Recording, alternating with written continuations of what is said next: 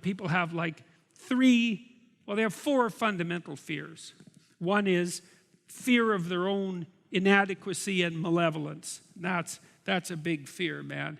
That can really do you in if you confront it accidentally and fully. Happens to soldiers sometimes in battle when they find themselves doing things they can't believe they do.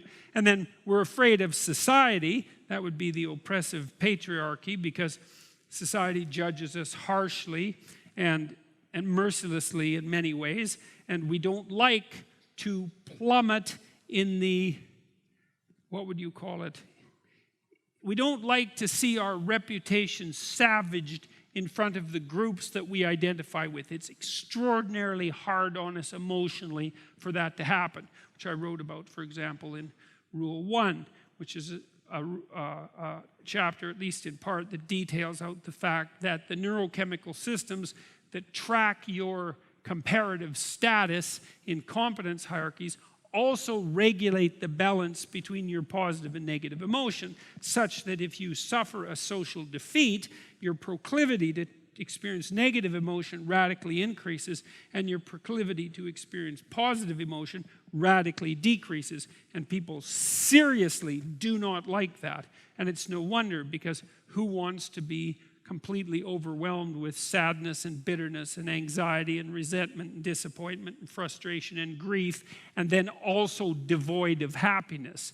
It's the very definition of hell. And if a status defeat will increase that probability, then we will fight very hard to maintain our status positions, which we certainly do.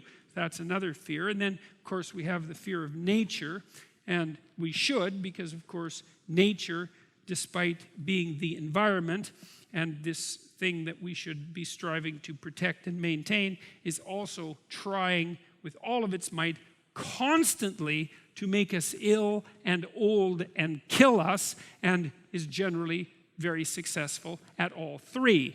And so there's every reason to be afraid of nature.